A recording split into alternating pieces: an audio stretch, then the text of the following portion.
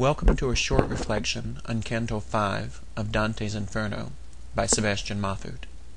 Like the act of penance, which begins with confession, the first judgment, distinguished as it is from the final judgment meted out by God, begins when the ill-fated souls off Charon's boat confess their sins to Minos, himself conceived in bestial passion, who wraps his tail around himself, one coil for each level they are to descend. What places these souls, then, is their own confession of their own state of being at the moment each died. "I died pimping my whore," one might cry, and immediately he is whisked to the first bolgia of the 8th circle, while one who truly repented of the same actions before he died, so that death found him in a state of grace, would not be here at all, but somewhere on Mount Purgatory in final atonement.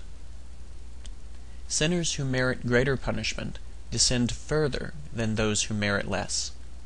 Minos, pausing from his judgments, confronts Dante, and Virgil easily dismisses him by calling on divine ordinance.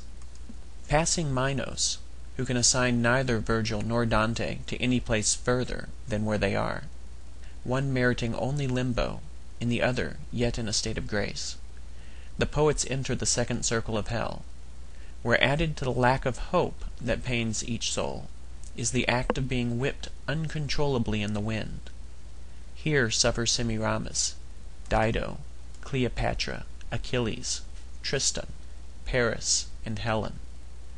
In life they pursued a passion for the creation, without ever turning their eyes to a love for the Creator.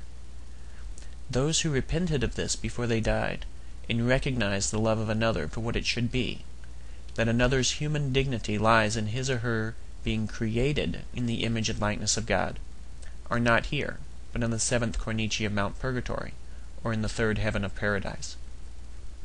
Those who didn't see the personhood of the other within the other's flesh, but saw only how they might use that flesh for their own mutual delight, are here.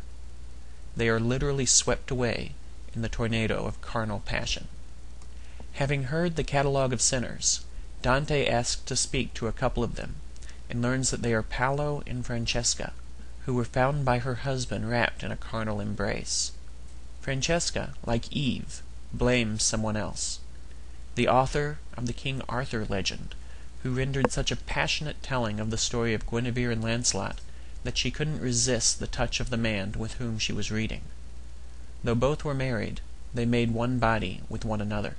This touches Dante to his core, because he himself was trapped in an arranged and loveless marriage, and had long been himself in love with another person, Beatrice, with whom he had never had the opportunity to become carnally involved.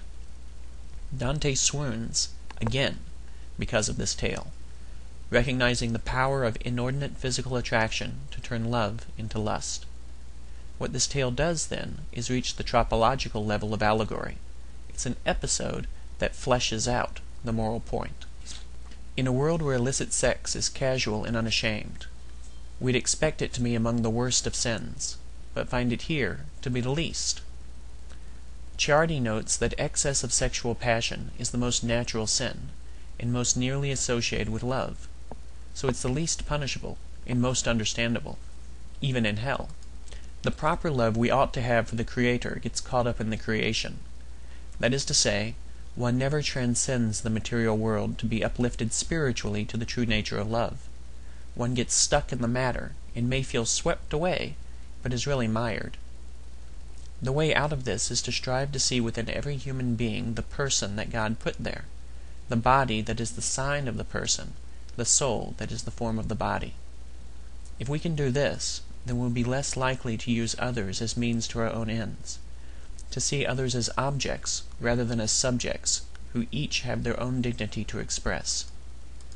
This is as true of the flesh we have in front of us as it is of the flesh we see sexualized in media, for it was mediated sex, according to Francesca, that inflamed her own passions.